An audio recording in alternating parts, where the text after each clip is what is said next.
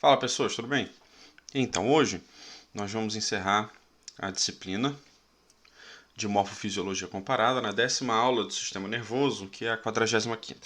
Bom, essa aula ela só faz alguns apontamentos e considerações gerais, tá? Sobre temas que são considerados importantes, mas que só são aprofundados em outra disciplina, tá? Que vai ser a introdução à neurociências, que vai acontecer em outro momento, tá? Então vamos lá. O primeiro conceito importante é o conceito de neuroplasticidade. Ele é um conceito que explica muitas coisas e muitos fenômenos importantes.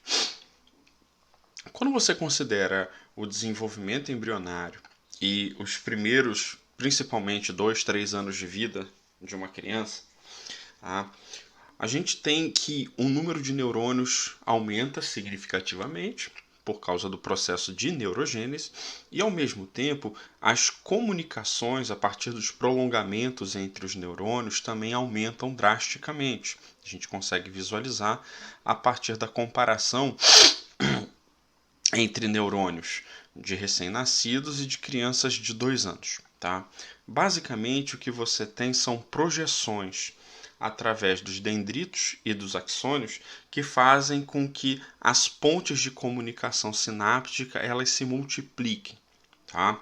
Bom, isso é bom e isso é ruim.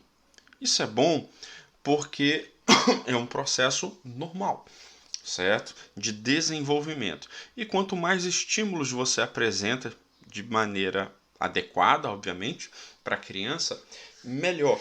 Tá? Por isso que crianças são esponjinhas, né? Que o pessoal fala, tudo que tu vai falando para a criança, ela vai guardando, ela vai memorizando e criança aprende com certa facilidade. Bom, qual é o problema? O problema é que o excesso de comunicação sináptica ele pode gerar conflito na interpretação. Tá? E isso pode gerar uma dificuldade na compreensão de determinados sinais. Tá? Lembra o que a gente está vendo aqui? Projeções dos neurônios, aumentando as comunicações, a interposição e chuva de sinapse de neurotransmissor para tudo quanto é lado. E isso, consequentemente, pode gerar conflitos de informações vindas de múltiplas áreas para que haja uma interpretação. Consequentemente, isso pode gerar um prejuízo. Tá? Então, o que acontece é que, ainda no desenvolvimento dessa criança, né, dos 2 aos 6, 7 anos, tá, você vai tendo a perda desse excesso de plasticidade sináptica e você vai conservando e preservando aqueles de maneira que a sinalização ela fique mais organizada, com menos excesso de informação e com um circuito mais eficaz. Tá? Então, perceba que esse período a criança já está lá na escolinha, já está na educação infantil. Então, se ela está apresentando as condições adequadas de educação, ambiente familiar saudável, alimentação adequada, com a quantidade de proteínas, principalmente mais adequada e tudo mais, a tendência é que o circuito de neuroplasticidade dela se torne mais organizado e eficaz.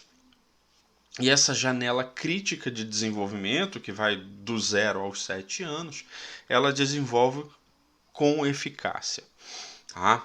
Então, perceba, quando a gente fala em neuroplasticidade, a gente está falando em mecanismos de desenvolvimento neural que fazem com que a comunicação entre os neurônios se torne mais eficaz. Eu, inclusive, falei um pouco sobre isso na hora em que a gente estava falando sobre membro fantasma, numa das aulas anteriores, em que a projeção dos sinais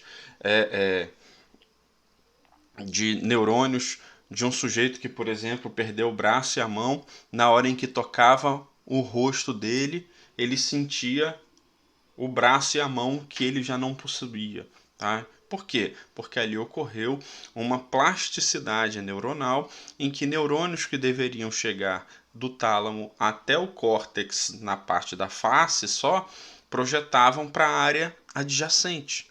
Qual é a área adjacente? A área que interpretaria um órgão que não existe mais. Então ali a neuroplasticidade ela é prejudicial, deve ser extremamente desconfortável você sentir algo que você não possui mais. Mas é um exemplo. Tá? No nosso caso, se nas últimas 44, mais essa 45 aulas, você aprendeu alguma coisa, se você aprofundou conceitos, se você conseguiu, de certa forma, se sentir alcançado em conceitos de análise comparada, a planimetria que a gente viu tantas vezes e tudo mais. Então, isso é uma consequência de um processo de aprendizagem e memória, que eu vou falar um pouquinho daqui a pouco, que tem tudo a ver com a história da neuroplasticidade. Tá? Então, essa sinalização ela faz com que o circuito de comunicação entre os neurônios se torne mais preciso. E essa precisão maior ela vai acontecendo em consequência da reexposição aos estímulos, e isso vai fazendo com que a sinalização do circuito vá se tornando mais eficaz, tá? Até que você alcance um mecanismo que potencialize a circuitaria envolvida naquela área. Tá? Então, por exemplo, tá? Quando o cara é muito bom lá no basquete, joga a bola, cai de tudo quanto é canto. Quando o cara é muito bom lá batendo falta, tá? Então isso é uma consequência do quê? Isso é treino, tá? Ele treina muito e tudo mais, exatamente. Tá? É um mecanismo de reforço da aprendizagem. Tá? Aqui a gente está falando de biomecânica. Então o cara faz a mecânica lá e fica treinando todo dia. Antes de começar o treino com todo mundo, arremessa 100 vezes. Terminou o treino com todo mundo, arremessa mais 100 vezes, às vezes mais do que isso. Tá? Então, quanto mais o sujeito faz, repete o treino, isso tende a aumentar o mecanismo de eficácia no circuito neural. A mecânica do movimento, lembra, o movimento é a execução. Você precisa lá do neurônio somático que vai enviar a resposta e vai induzir a ativação lá dos circuitos motores para que haja resposta. Tá? Lembra, os músculos, obviamente, são extremamente importantes, porque eles são parte final do processo, eles são os agentes mecânicos. Tá? Mas a circuitaria neural, que envolve toda a mecânica daquele movimento, ela está mais precisa por causa do excesso de repetição. Lembra quando você está jogando uma bola, quando você está arremessando ou o que for, envolve uma série de áreas. A gente discutiu a parte motora. Você tem a participação não só do córtex motor, você tem o planejamento motor, você tem o cerebelo, você tem o tronco, você tem que ajustar toda a postura do corpo. Certo? Isso é tão preciso que a gente faz isso desde a infância. Quando você tinha lá os cadernos de caligrafia, você deve lembrar, ou se você não lembra, você já deve ter visto, que a criança, quando ela está começando a aprender lá as letras, a desenhar, a escrever, né, tudo mais, ela começa com um negócio mais rude, né? Grosseirão, um negócio mais... certo?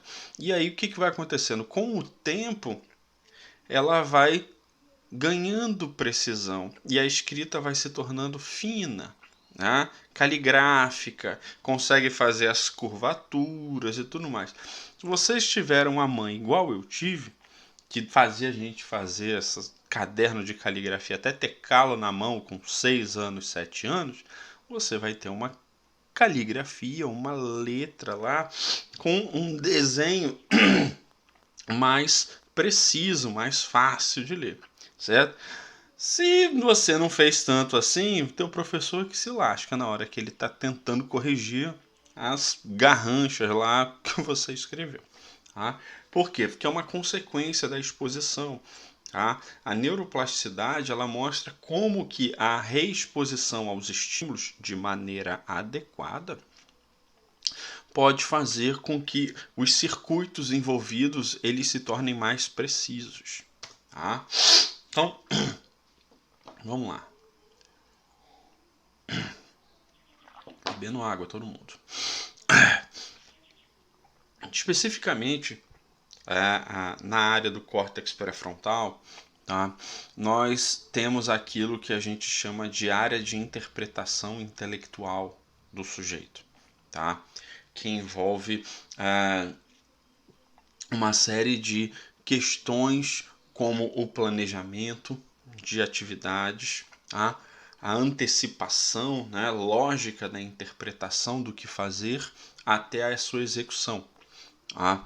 Então, em muitas situações, essas diferentes áreas, né, do córtex pré-frontal na área dorso lateral, na porção ventromedial, tá? Então, você tem o disparo de atividades. Tá? Obviamente, essas situações elas desenvolvem com maior lógica ou menor lógica de acordo com o histórico de vida do sujeito, né? A apresentação dos estímulos que ele teve ao longo da vida, principalmente no período crítico, lá embaixo e tudo mais. E como eu já falei algumas vezes, a gente sempre vai ter que levar em consideração a participação das emoções. Não dá para você dizer, eu sou racional, eu sou emocional, não sei o que. Não, você é um sujeito dotado de razão e emoção, certo? Tá? Todo mundo, quando está mais feliz, consegue fazer as coisas com mais interesse. Quando está mais triste, mais irritado, as coisas funcionam de uma maneira diferente. Então, todas essas respostas, essas atividades, elas são consequências da ativação de diferentes áreas. Tá? E essa atividade intelectual, entre aspas, está associada à porção do córtex pré-frontal. Lembra da história lá do Phineas Gage lá que sofreu a lesão, né? A barra de ferro atravessou o crânio dele justamente nessa área e ele ficou lá comprometido intelectualmente e socialmente, principalmente. Tá? Então você nota que a população de neurônios ali tem um papel importante. Já na região do córtex parietal é muito comum a gente trabalhar como sendo córtex associativo, certo? Seja na porção póstero-ínfero-temporal ou na látero-occipital, tá? Aqui você tem a área responsável pela associação das informações, certo? Como que você associa informações, principalmente informações sensoriais e informações de memória de outras áreas, para dar um significado lógico àquilo. Tá? O córtex associativo ele está relacionado ao que a gente dá atenção, à forma com que a gente percebe as coisas. Entenda? As informações sensoriais elas dão para a gente o sentido, certo? Mas aquele sentido só vai ter um significado se houver uma história por trás, aí envolve um pouco de memória, né? E se envolver atenção, tá? Você provavelmente está olhando para alguma tela, vendo esses slides aí, essas coisas, e ouvindo o que eu estou falando. Mas ao seu redor deve ter outras coisas. Tá? Muito provavelmente estão dentro do seu campo visual, mas você não estava prestando atenção até agora há pouco, assim suponho, tá? Porque suponho também que você estava tendo atenção ao que eu estou falando, certo? E as outras coisas? Pois é. Os outros elementos que competem com o que a gente vê são chamados agentes distratores, coisas para distrair a gente. Certo? Só que quando você foca, quando você presta atenção, o teu córtex associativo ele está associando as informações e essas informações associadas elas estão permitindo com que você tenha um foco atencional naquilo que você supõe ser mais interessante naquele momento. Tá? Quanto menos elementos distratores, mais fácil você manter o foco e a atenção e a percepção na coisa que te interessa. Tá? Então, aqui, por exemplo, o objetivo aqui da tarefa é você identificar o O, né? a letra O, de cor roxa. Na hora que você olha aqui para cima, tá? Olha, só tem uma coisa roxa, que é o O, e tem verdes, pode ser O ou G. Tem um contorno parecido, mas tem um contraste aqui. Então, na hora que você visualiza, mesmo com distratores, se a tarefa é você focar no O roxo, você consegue ter um tempo de reação, de identificação rápido. Tá? Se aí apaga essa tela no computador e você tem que olhar outro, certo? Então os caras estão lá com um aparelho que mede o seu movimento ocular, tá? Para medir o seu tempo de reação. Apagou essa tela, acendeu essa tela. Na outra tela tem muito mais elementos distratores, certo? Só que é tudo verde, só tem um roxo. Você consegue localizar com certa facilidade e isso mantém o seu foco ali, ó, sem tempo. Tá? Bom, na outra situação, ele muda um pouco a história. Como que ele muda? Ele mantém os O verde e roxo, o que interessa é você identificar o roxo, mas a partir da próxima tela, o G ele começa a ser roxo também. Você nota que o G ele tem um contorno semelhante ao O. Tá? Então, na hora em que ele apaga a tela e abre a outra tela, você vai levar um pouquinho mais de tempo para identificar o O roxo aqui. Ó. Por quê? Porque o número de agentes distratores é maior, certo? Então você precisa de mais circuitos sinápticos para te dar a informação para que você consiga localizar com atenção, certo? Então, por isso que o circuito de atenção, conforme você vai tendo agentes distratores maiores ao seu redor, é mais difícil você ter atenção naquela determinada atividade. Por quê? Porque quanto mais agentes distratores estiverem envolvidos, mais circuitos de percepção precisam estar envolvidos para que você vá eliminando os agentes distratores e vá mantendo o foco naquele elemento, certo? Então, perceba, para algumas pessoas, assistir uma aula online deve ser muito difícil, tá? Principalmente no início, mas depois de esse tempo todo, fica mais fácil a gente ter atenção, tá? Por quê? Porque a gente vai eliminando os agentes distratores, tá? Elimina isso, elimina aquilo, tira as coisas ao redor. Ah, eu não gosto de música ao redor. Ah, eu não gosto disso aqui. Ah, eu não sei o que, tal. Então você vai eliminando os agentes distratores para que haja um aumento no foco perceptual, certo? Bom, ao mesmo tempo, tá? É importante sempre lembrar que a todo momento as emoções elas vão fazer parte das experiências, né, de vida do sujeito e vai influenciar diretamente o comportamento que ele vai executar. Lembra, de maneira geral, as emoções elas podem ser positivas ou negativas. Emoções positivas, ela tende a apresentar para a gente experiências prazerosas que a gente quer reforçar, a gente quer mais, né? Que resultam em eventos apetitivos. E legal. Tá? Emoções negativas, elas tendem a resultar em respostas de punição, tendem a ser desagradáveis e aversivas. Tá?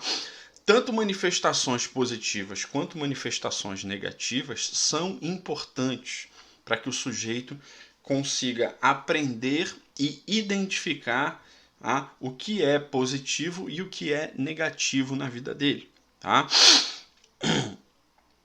As informações que levam ao reforço ou que levam à punição, elas precisam ser aprendidas de maneira adequada e identificada para que ou seja repetida em uma oportunidade ou que seja evitada em outra oportunidade. Tá? Mudanças emocionais no sujeito resultam em expressões do sistema nervoso autônomo que vai fazer com que você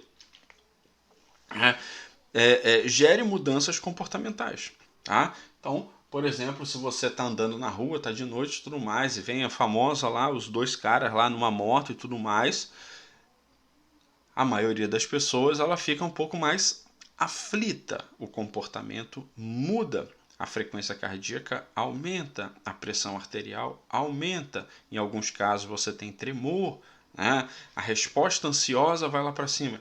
Então tudo isso são manifestações autônomas em consequência de um perigo potencial na sua cabeça. Então, todas essas modificações, elas envolvem diferentes áreas do sistema nervoso central que vão resultar nas mudanças do sistema nervoso autônomo. Então envolve o córtex pré-frontal, por quê? Porque tem ajuste social, tem juízo, a interpretação lógica do processo. O córtex associativo, porque vai envolver as informações, as experiências anteriores suas, que podem potencializar uma crise emocional ou não. Tá? Você vai ter ativação de áreas de memória, a amígdala neural, que está associado a situações de interpretação do medo. Então você vai ter a participação do hipotálamo, que vai mudar todo o desenho do sistema neuroendócrino relacionado à homeostase, e por aí vai indo. Se a experiência for prazerosa, a mesma coisa, certo? Tá? Então, o sistema límbico, ele vai contribuir diretamente para a leitura e para a interpretação do ambiente da forma com que você está vivenciando aquele momento e para experiências futuras também. E para a gente acabar, tá?